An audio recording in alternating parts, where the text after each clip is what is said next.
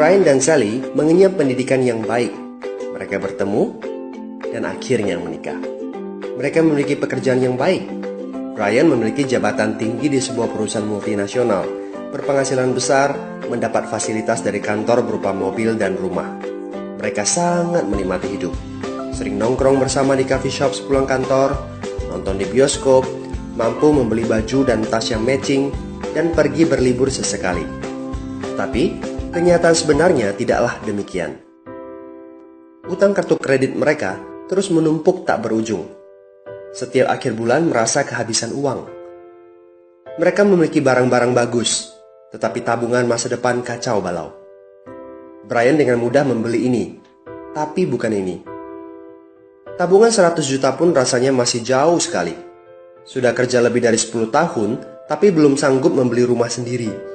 Masih tinggal di rumah milik kantor dan mengendarai mobil milik kantor.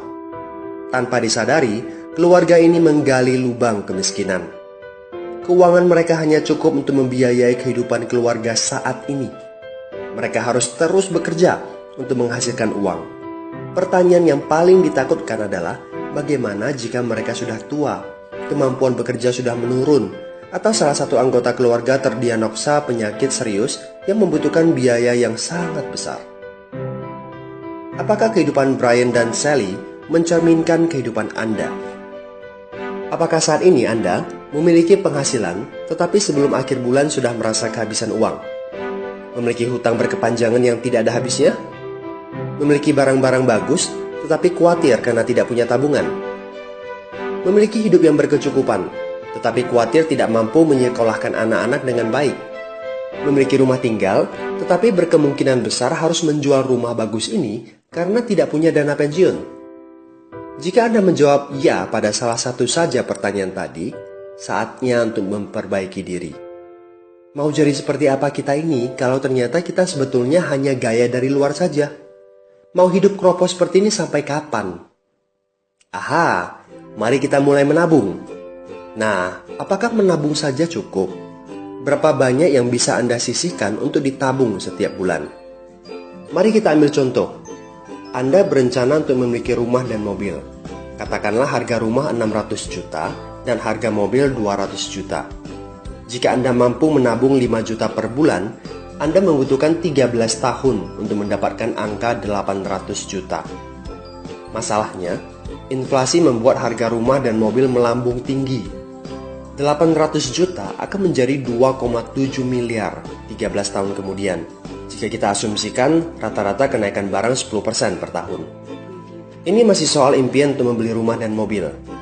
Padahal, masih banyak kebutuhan lain yang perlu dipersiapkan jika ingin hidup lebih baik. Bagaimana dengan persiapan dana hari tua?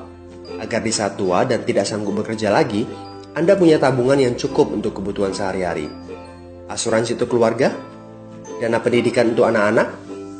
Dana tak terduga untuk keperluan dadakan jika dibutuhkan, seperti keluarga sakit, dan lain-lain. Artinya, Anda perlu lebih banyak uang untuk ditabung. Bayangkan jika satu bulan Anda hanya bisa menabung kurang dari 5 juta. Sudah jelas, jika langkah Anda hanyalah menabung, Anda seperti sedang menggali lubang kemiskinan. Hal utama yang perlu Anda lakukan adalah meningkatkan penghasilan Anda. Anda mungkin bertanya bagaimana saya bisa melakukan itu dengan segala kesibukan yang saya miliki sekarang. Apakah saya bisa tetap mencari income tambahan di luar sana tanpa mengganggu pekerjaan utama saya? Seandainya bisa, apa yang bisa saya kerjakan saat ini? Nah, langkah pertama yang perlu Anda lakukan saat ini adalah menghubungi teman yang menunjukkan video ini kepada Anda. Dia punya akses untuk jawaban dari pertanyaan Anda. Informasi. Itu yang Anda butuhkan saat ini. Terbukalah. Seperti parasut, pikiran hanya dapat bekerja saat terbuka. So, segera hubungi teman Anda dan dapatkan video informasi berikutnya.